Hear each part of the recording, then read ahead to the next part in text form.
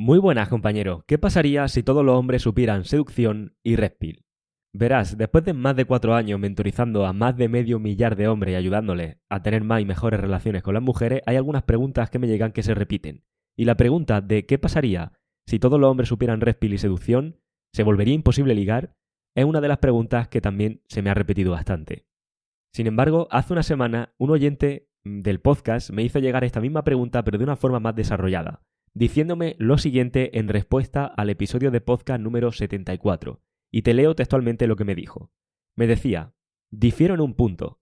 Si todos supieran seducción, red pill, estos conocimientos pasarían a ser un requisito mínimo, como el valor sólido y la capacidad de maniobra. Lo que requiere una mujer en esto varía del país. En el primer mundo se exige mucho más que en Latinoamérica, donde el nivel es menor. Claro, excepto para los latinos. Lo mismo que el gimnasio. Es lo más fácil y rápido de conseguir, un buen cuerpo, por eso no vale nada para una mujer. De hecho, precisamente por esto vale menos que hace 20 años. Lo más difícil de conseguir son el valor sólido y las habilidades de seducción. Prácticamente es un tema baneado por suerte. El gatekeeping es bueno. Si todos somos más alfa, ser alfa pasa a valer menos, y sube de valor lo escaso. El valor real, si todos tuvieran este nivel de habilidades sociales, capacidad de abordaje, etc., la dificultad subiría al extremo, la cual ya es actualmente alta, con personas de la misma etnia en países de cultura mediterránea como Italia, España, Croacia, Portugal o Uruguay. Si yo hiciera 20 goles por partido en una quinta división, con la misma habilidad y esfuerzo pasaría a hacer menos de un gol por partido si estoy en una primera división. Pero supongamos que el salario, la fama, el estatus, etc., de primera fuera igual que el de quinta división. En esto es lo mismo.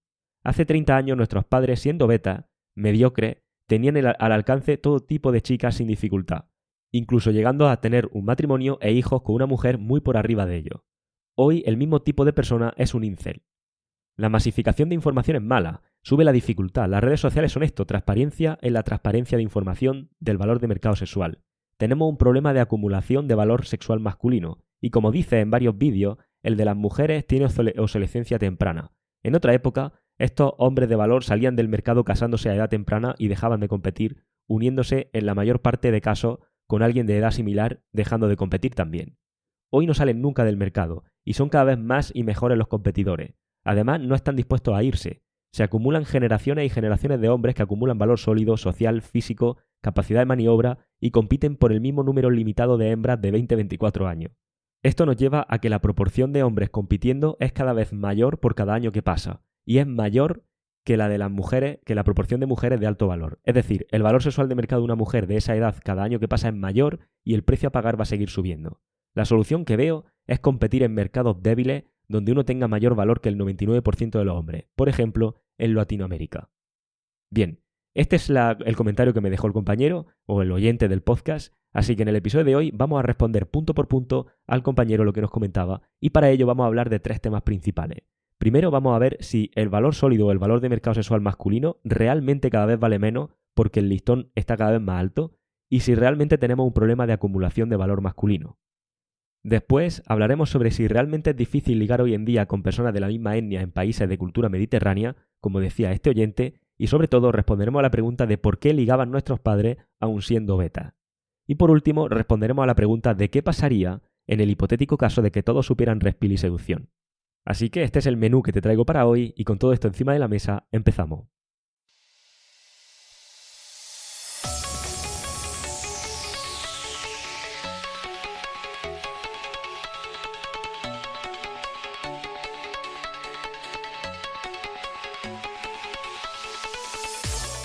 Muy buenas, compañero. Bienvenido a radiohombrealfa.top, tu canal de podcast sobre seducción, dinámicas sociales y red pill más completo de habla hispana. Bien, compañero, antes de empezar te recuerdo brevemente que es la última semana para apuntarse al programa DTE antes de que cerremos puertas el domingo 29 de septiembre a las 23:59 hora Madrid. Para más información sobre el programa que te enseña a convertirte en un hombre que sabe qué decir y cómo comportarse para generar atracción de manera natural en una mujer y tener relaciones donde tú lleves las riendas, debajo de este podcast tienes un enlace con toda la información, así que haz clic ahí, léelo con calma y decides. Vamos con esto a pasar a la primera parte de este episodio de podcast, donde vamos a ver si realmente los hombres hoy en día cada vez tenemos más valor sólido y tenemos un excedente de valor masculino, lo cual está haciendo que el valor, paga redundancia, esté cayendo. Es decir, ¿tenemos una inflación de valor masculino porque cada vez hay más valor y por tanto cada vez vale menos? Pues bien, la respuesta es un rotundo no. Es decir, y me voy a explicar, el valor masculino no es para nada un excedente hoy en día.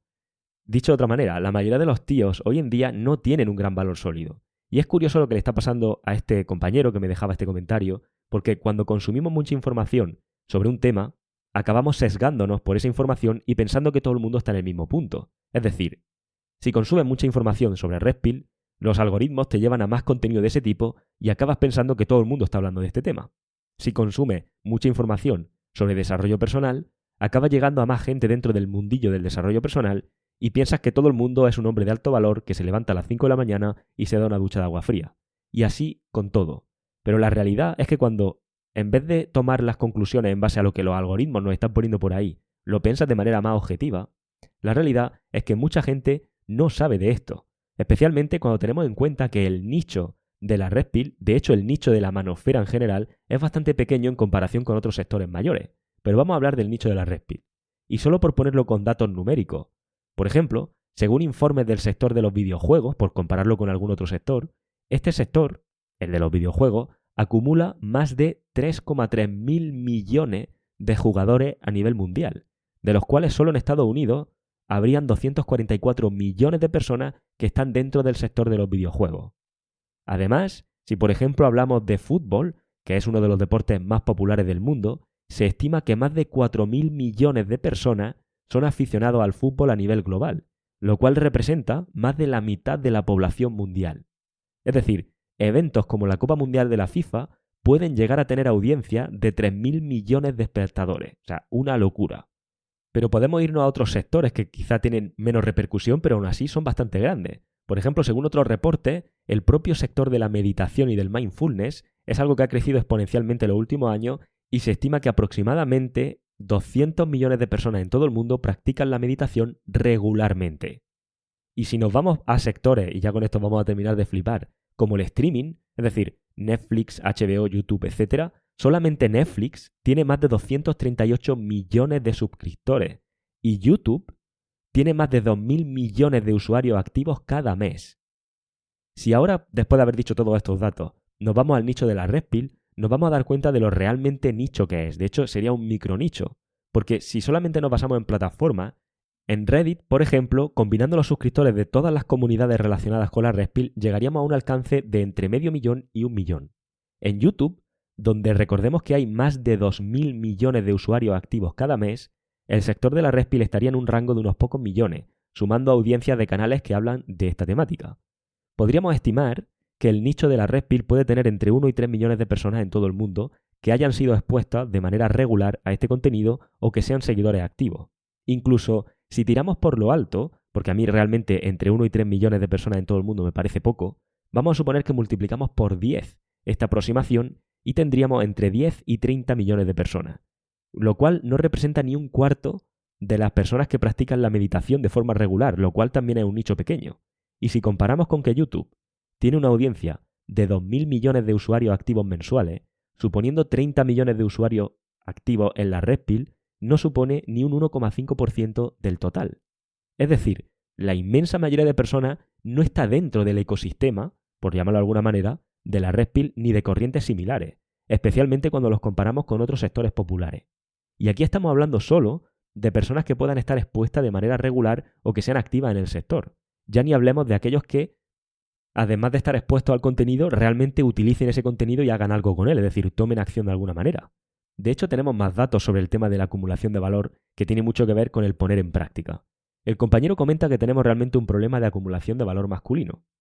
Pero si miramos las estadísticas, nos damos cuenta de que lo que tenemos es un enorme déficit de valor masculino. Estos datos que te voy a decir ahora no me los invento yo y los puedes corroborar tú mismo. Pero fíjate, una encuesta del GSS, bastante conocida en Estados Unidos, estudió la actividad sexual en hombres jóvenes, es decir, hombres entre 18 y 30 años. Y estudiaban cuál era la actividad sexual de esos hombres en el último año. Pues bien, en 2018, el 28% de los hombres entre 18 y 30 años reportaron no haber tenido relaciones sexuales en el último año. Es decir, casi un 30% de los hombres no tienen ni un mísero polvo en todo un año completo. Y los estudios más recientes apuntan que el porcentaje en 2021 estaba en torno incluso al 31%. Pero aún hay más, porque en España, solamente en España, si miramos la encuesta nacional de salud de 2020, realizada por el Ministerio de Sanidad sobre el sobrepeso y la obesidad en hombres, cerca del 63,1% de los hombres en España está por encima del peso saludable. Específicamente, si miramos los datos más de cerca, casi el 20% de los hombres en España son obesos y algo más del 40% tienen sobrepeso. Estamos hablando de que si sumamos ambos datos, 6 de cada 10 hombres tienen sobrepeso u obesidad. Estos datos son escalofriantes. Y si miramos y seguimos estudiando, digamos, los distintos pilares del valor de mercado sexual en hombres, como por ejemplo puede ser el siguiente, la economía o el trabajo, la cosa no es mucho más esperanzadora. En España, y solo en España, la tasa de desempleo de hombres entre 18 y 24 años es de un 30%. Y para los hombres entre 25 y 34 años, la tasa del desempleo ronda el 15% según los datos de 2023.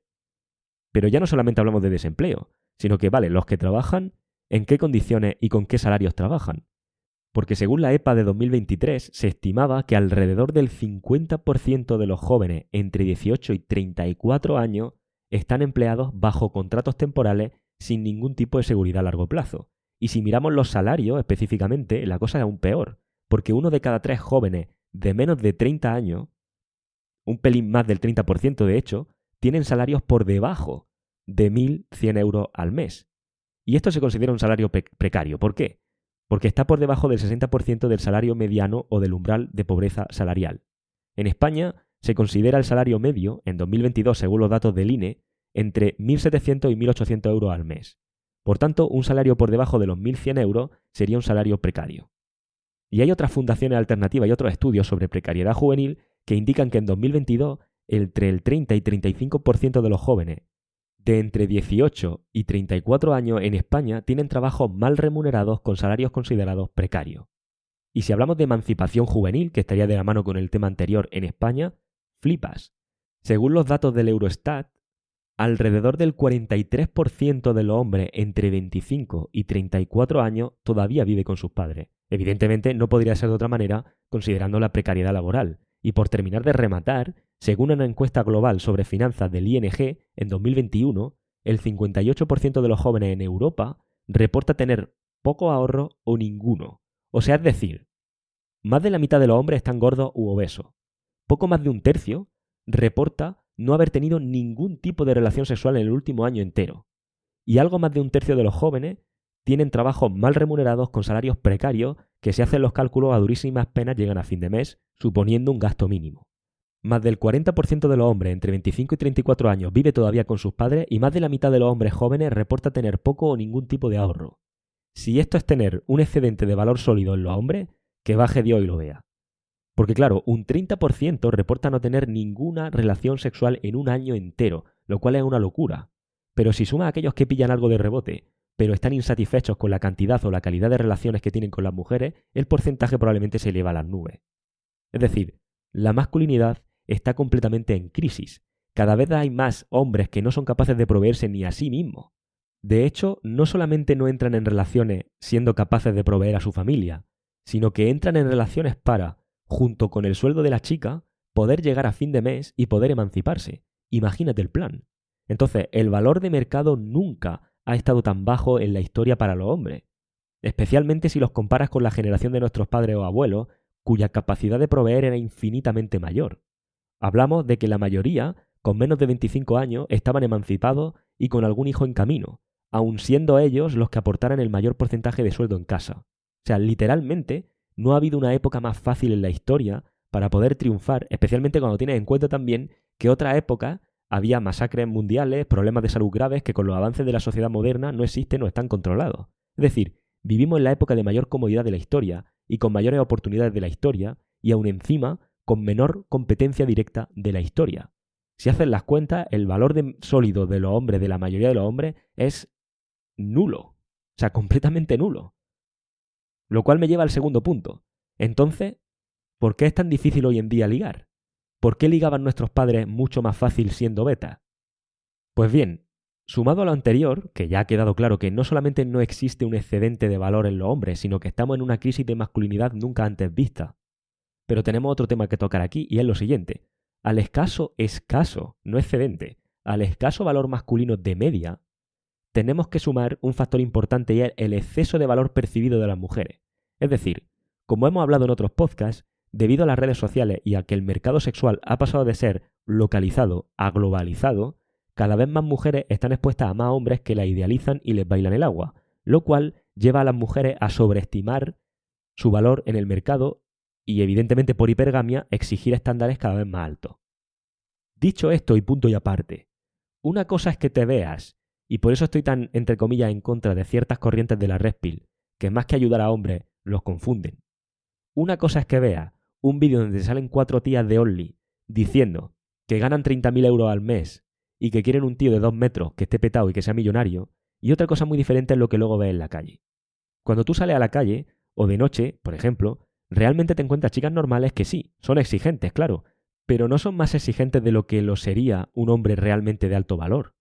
Es decir, claramente para hombres de bajo valor, y esto es importante, para hombres, porque la mayoría que escucháis esto, sois hombres que tenéis un buen salario, estáis emancipados, tenéis independencia de vivienda, tenéis incluso una casa y un coche propio a vuestra disposición, tenéis buena forma física, etcétera, porque al final estáis dentro del mundillo del desarrollo personal. Pero para hombres que incluso tienen todos estos checks, puede parecer que las mujeres exigen mucho. Pero la realidad es que estás tratando de ligar hoy como ligaban tus padres. Y con esto respondemos a la otra pregunta. Es decir, estás tratando de ligar mediante capacidad proveedora, simplemente. Hace un par de generaciones, ser un hombre de bien, con un buen trabajo y una casa para poder tener una familia, era un incentivo bastante suculento para convertirte en un buen partido. Especialmente si tenemos en cuenta que la sociedad era completamente distinta y que el mercado estaba localizado y no globalizado. Y entonces el trade que se hacía era precisamente ese. Las mujeres, debido a su hipergamia, tenían una necesidad de un proveedor porque de otra forma les era inviable, y esto hacía que el equilibrio entre la parte alfa y la parte beta de la hipergamia estuviera más alineado. Y, por otro lado, los hombres se centraban exclusivamente en su papel de proveedor. Y así íbamos tirando. ¿Qué es lo que pasa? Primero, que eso no quiere decir que generaran atracción o deseo genuino. La atracción o el deseo genuino va a estar mucho más relacionado con cómo tú eres y cómo tú actúas con ella. Y siempre ha habido de todo. Pero sí que es cierto que tal y como estaba configurada la sociedad antes, esto hacía que muchos hombres con actitudes más beta pudieran tener acceso a relaciones. Además, teniendo en cuenta que socialmente siempre se reforzaba continuamente la idea del matrimonio o de la monogamia y se rechazaba activamente o se incluso castigaba los divorcios y la promiscuidad.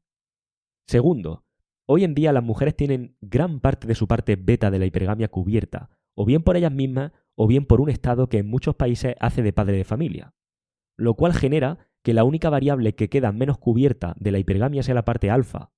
Y por tanto el equilibrio entre la parte A y B de su hipergamia está más desequilibrado y las exigencias van a ir más por la otra parte. Es decir, las mujeres por fin han llegado a un punto donde pueden satisfacer su parte alfa sin tener que preocuparse tanto por equilibrarla con la parte beta, especialmente con la cantidad de convenciones sociales actuales que traspasan la responsabilidad de las malas decisiones de las mujeres a la espalda de los hombres, que se les dice que tienen que hacer lo correcto en todo momento y dar un paso al frente para salvar a Milady cuando llega el momento oportuno. Si a esto le sumas que la mayoría de los hombres están a 2 velas, pues al final el cóctel perfecto para yo poder, como mujer, digamos como satisfacer 100% las necesidades de la parte alfa, sabiendo que después tengo un seguro de vida en la parte beta, porque van a estar ahí esperándome y encima van a estar ahí esperándome con un alto valor sólido. Y esto es lo que vemos ahora.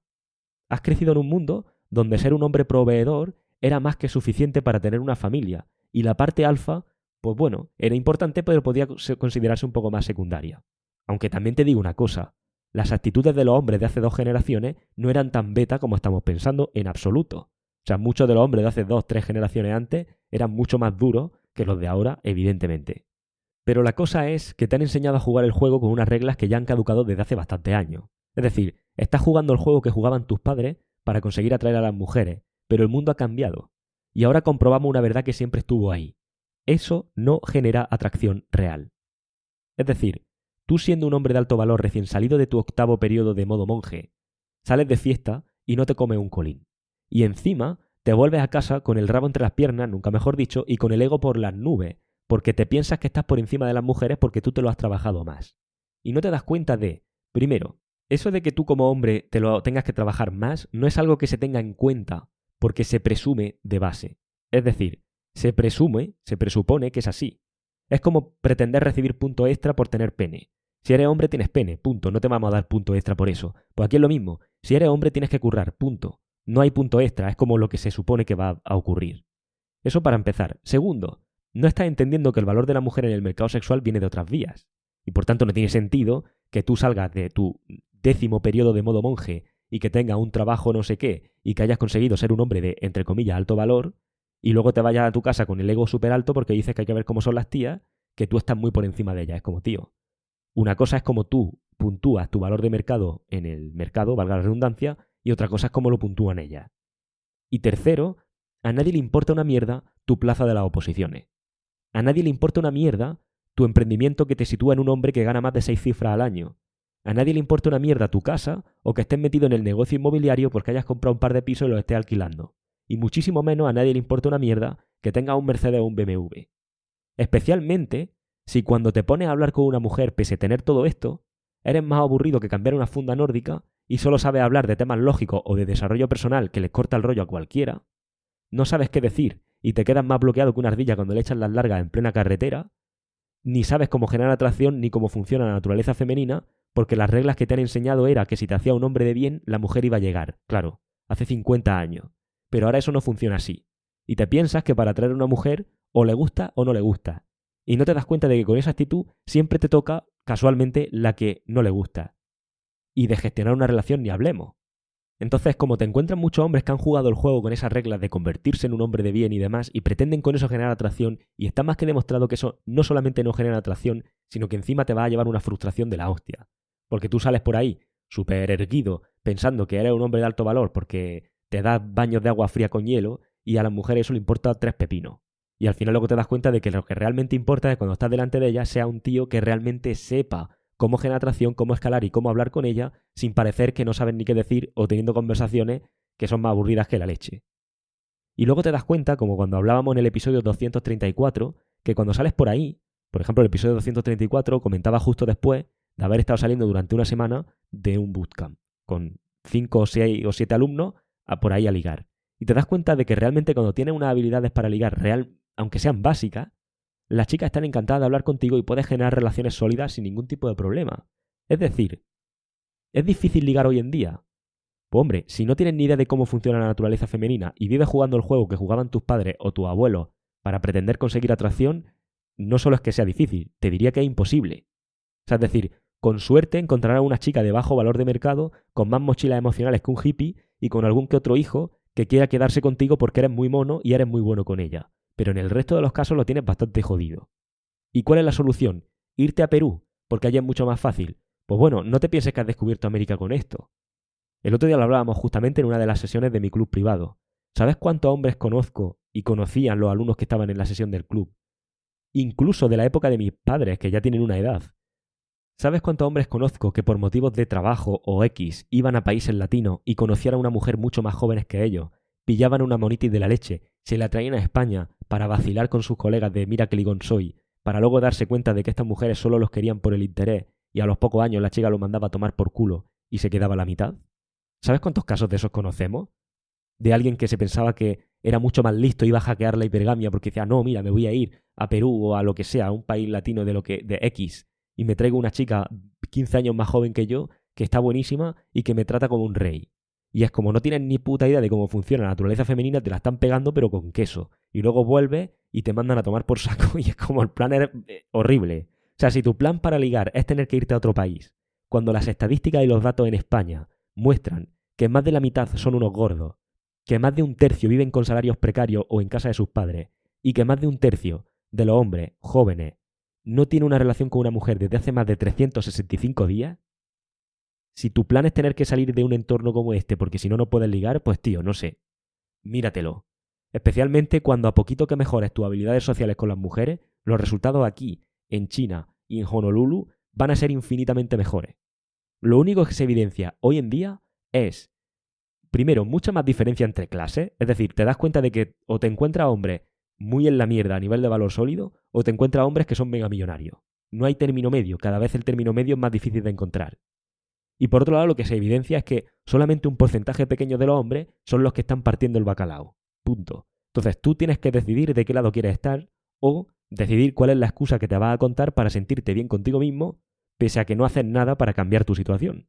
Porque conozco muchos casos, incluso mucha gente que se hace decir que es un experto en tema de mujeres, que te recomienda irte a vivir a otros países porque X, Y o Z y porque allí es mucho más fácil ligar o lo que sea. Y es como, bueno, pues lo que tú digas. O sea, si los datos estadísticos están diciéndote que la mayoría de los hombres en España, por ejemplo, están en la mierda suprema y aún así no te parece un mercado poco competitivo, pues tío, pues no lo sé. Pero bueno, aún así vamos a pasar al tercer punto, ¿no? Porque si hipotéticamente todos los hombres despiertan e hipotéticamente todos los hombres aprenden a ligar, ¿qué pasaría? ¿Se volvería insostenible? Es decir, vamos a responder esa pregunta.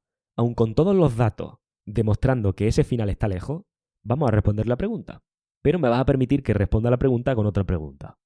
Es decir, si en el año 2000 a alguien se le ocurría decir, oye, ¿qué pasará ahora que todos vamos a empezar a tener acceso a Internet?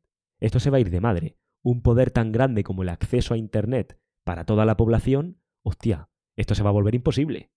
Si en 2012 nos preguntamos, oye, ¿qué va a pasar ahora que todo el mundo tiene acceso a las redes sociales y puede hacer incluso negocio desde ahí con toda la información que tienen gratis gracias al acceso de Internet? Esto se va a volver insostenible. O incluso si en 2022 nos preguntamos, oye, ¿qué va a pasar ahora que todo el mundo puede acceder a la inteligencia artificial y puede utilizar herramientas que aumentan nuestra productividad de una forma loca y tecnología que ni antes nos pensábamos? Esto se va a volver completamente insostenible. Es decir, es como si hace décadas nos preguntamos que qué iba a pasar ahora que todo el mundo podía acceder a un vehículo propio o a viajar por el mundo. A lo que quiero llegar es, esta es la idea de una sociedad precisamente, que progresa. Y al progresar, todos mejoramos. Y cuando mejoramos todos, nos damos cuenta de que siempre hay más cosas que mejorar y descubrimos que el potencial realmente es inmenso. Y con la Red Pill pasa igual. ¿La entrada a Internet ha revolucionado el mundo? Sí. ¿La entrada de la máquina de escribir revolucionó el mundo? Sí. ¿La llegada de la inteligencia artificial va a revolucionarlo? Sí. Sí, siempre sí. Todo esto ha hecho que la sociedad progrese, pero no desde el punto de, oh no, estamos perdidos. Si todo el mundo accede a Internet o accede a un vehículo propio, ¿qué vamos a hacer el resto? El nivel sube y esto se vuelve insostenible. No, sino desde un punto donde nos desarrollamos como sociedad, donde subimos de nivel y nos vemos en una situación de crear nuevas formas de hacer las cosas. Nos ponemos en una situación de descubrir formas mejores, de descubrir mejores soluciones para los mismos problemas, que de no haber sido por esta nueva situación, jamás se nos habrían ocurrido. Y esto es lo que pasa realmente, porque claro, tener miedo de que esta información llegue a más gente porque va a haber consecuencias, es como abrir una frutería y estar acojonado porque hay más frutería en tu ciudad. Es como, tío, innova, mejora, haz cosas diferentes. Así funciona el mercado y así funciona el ser humano y nuestra biología. El entorno cambia y nos adaptamos. Punto. Por tanto, ¿se haría imposible ligar si todos supiéramos esto? No. Se haría diferente, pero no imposible. Igual que no se hizo imposible trabajar en el sector primario cuando llegaron las máquinas en el campo. Igual que no se va a hacer imposible trabajar cuando llega la inteligencia artificial. Se hace distinto, pero no se hace imposible. Lo que no cambia mientras seamos Homo sapiens sapiens, mientras seamos la especie que somos, lo que no cambia es que atendemos a una serie de principios biológicos que nos mueven y dictan hacia lo que sentimos atracción y hacia lo que no sentimos atracción. Y cuando tú entiendes eso, cuando realmente aprendes cuáles son los mecanismos que hacen que tú te sientas atraído por X y que las mujeres se sientan atraídos por Y, es cuando realmente tienes la libertad de poder utilizarlo a tu favor y de adaptarte a cualquier situación de la mejor forma posible. Es como tener un mapa, siempre lo he dicho. Por mucho que te corten las carreteras principales, si tú tienes un mapa de cómo funciona el rollo, puedes sacarte rutas alternativas para llegar al mismo destino. Pero, incluso para terminar con este último punto del podcast, hay un factor importante que tenemos que considerar y es que los hombres sepan de Red Pill o de seducción es muy distinto a que los hombres tomen acción y realmente implementen cambio en su vida. Es decir, todos sabemos que comiendo sano y entrenando un poco cada día vamos a mejorar nuestra salud. Pero los porcentajes de obesidad y de sobrepeso alcanzan máximos históricos. Y con esto es lo mismo.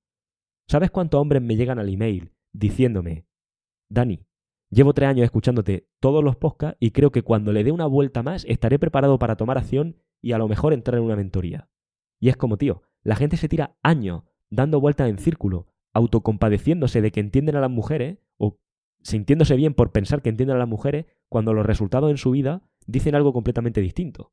Esto es como lo de la seducción clásica, que antes te llegaba un personaje de estos que estaba en seducción clásica y te decía que se sabía todas las técnicas del mundo, pero luego no liga y es como, tío, te sientes bien contigo mismo porque supones que tienes mucha información, pero en los efectos prácticos tu problema no lo has solucionado. Y al final, si no tienes los resultados que te gustaría con las mujeres, lo que está claro es que el tiempo va a pasar igual.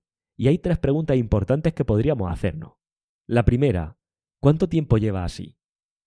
La segunda, ¿qué crees que va a pasar si te tiras otros 12 meses o otros 2 años más en la misma situación? Porque normalmente, si te tiras 12 meses o 12 años, me da igual, en la misma situación, lo que está claro es que tu situación no va a ir a mejor. Me refiero, la persona que está con sobrepeso y que tiene malos hábitos, si se tira un año más con sus mismos malos hábitos, no va a adelgazar. De hecho, ni siquiera se va a mantener en el peso. Lo que va a ocurrir es que va a engordar más, es decir, va a empeorar su situación. Y la tercera pregunta es ¿cuánto tiempo más te querrías quedar estando en esa misma situación? Y a partir de ahí, cada cual es libre de hacer lo que quiera. Y ojo, hacer algo para cambiar tu situación no tiene por qué ser formarte conmigo. Tú haces lo que te venga en gana. Porque cuando me llegan decenas de mensajes de gente agradeciéndome porque solamente aplicando lo del podcast ya consiguen resultados, pues no sé. O sea, me refiero a hacer algo para cambiar tu situación, pues son 1000 cosas.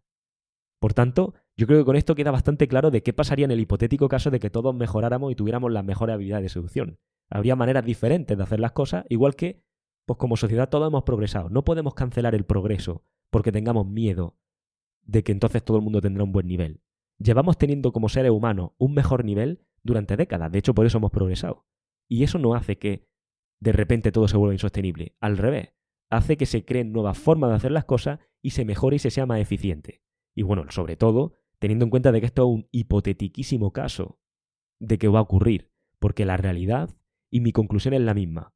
No ha existido nunca antes una mejor época para tener éxito hoy en día. Y no ha existido nunca antes una mejor época para tener resultados buenos con las mujeres que hoy en día, porque la competencia es nula.